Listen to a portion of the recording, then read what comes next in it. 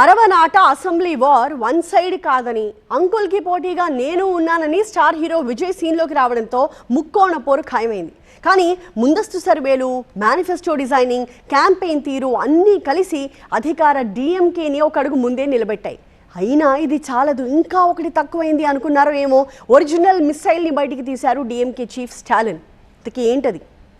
டெல்லியும் தமிழ்நாடும் போராடுது. டெல்லி வந்து தமிழ்நாடு போராடிட்டு இருக்காங்க.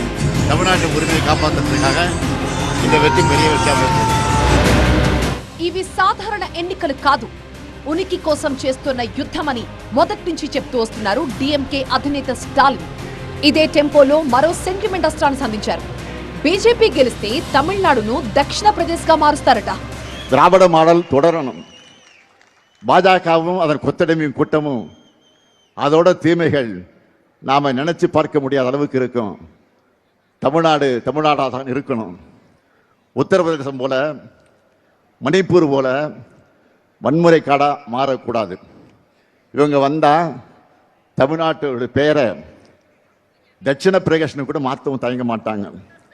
இதை தடுக்கணும்னா ஒட்டுமொத்த தமிழ்நாடும் பாஜக அதிமுக கூட்டணிக்கு ఎదురా ఓరణిயில் ఇనయనం. మన గడ్డని మనం కాపాడుకోవద్దా అని సెంటిమెంట్ ని రెచ్చగొట్టే ప్రోగ్రామ్ ని షురూ చేసినట్లుంది తమిళనాట అధికార కూటమి. ఎన్నికల్లో ఎన్డీఏ గెలిస్తే తమిళనాడు పేరుని మారుస్తారని, దక్షిణ్ ప్రదేశ్ గా మారుతుందని స్టాలిన్ చేసిన కామెంట్ అసెంబ్లీ ఎన్నికల్లో మోస్ట్ ఎఫెక్టివ్ పాయింట్ గా మారబోతోందా? ఉడల్ మన్నుక్కు ఉయిర్ తమిళుక్కు అంటే శరీరం మట్టికి, ప్రాణం తమిళానికి అనర్థం. తమిళంలో బాగా పాపులర్ అయిన ఎమోషనల్ లైన్స్ ఇవి. ప్రతి దానికి తమిళంలోకి తర్జుమా చేసుకుని సినిమా పేర్లలో కూడా 100% తమిళమే ఉండేలా జాగ్రత్త పడతారు తమిళియన్స్. జన్మభూమి మీద, మాతృభాష మీద ఇంత లేసి హార్డ్ కోర్ లవింగ్ ఉంటే తమిళనాడు పేరును మార్చేస్తారంటే గుండెలు మండవా, నెత్తురు ఉడికెత్తకుండా ఉంటుందా? సరిగ్గా ఇక్కడే ఫోకస్ చేసినట్లున్నారు స్టాలిన్. గత 10-12 ఏళ్లుగా డిఎంకే తామే మా మైనారిటీ రక్షకులుగాను, లేకపోతే తామే తమిళ సంస్కృతిని లేకపోతే తమిళ భాషని కాపాడే పార్టీ కింద వాళ్ళని వాళ్ళు ప్రొజెక్ట్ చేసుకోవడంలో ఒక రకంగా గత 10-12 ఏళ్లలో దిముక బాగానే సక్సెస్ అయిందని మనం చెప్పుకోవచ్చు. గతంలో మద్రాస్ స్టేట్ పేరుని తమిళనాడుగా మార్చుకున్న తంబీలు మద్రాస్ సిటీ పేరును కూడా చెన్నైగా రీనేమ్ చేసుకున్నారు. నాన్ తమిళ్ వాసనే గిట్టని అక్కడి ద్రవిడ జనాభా రాష్ట్రం పేరుని ఉత్తరాదికి అనుగుణంగా మార్చుకుంటామంటే చూస్తూ ఊరుకోరు అన్నది డిఎంకే రాజకీయ భావజాలం. ఎందుకంటే మనకి మనమే అనే కాన్సెప్ట్ ద్రవిడ సమాజం గుండె లోతుల్లో ఉంది.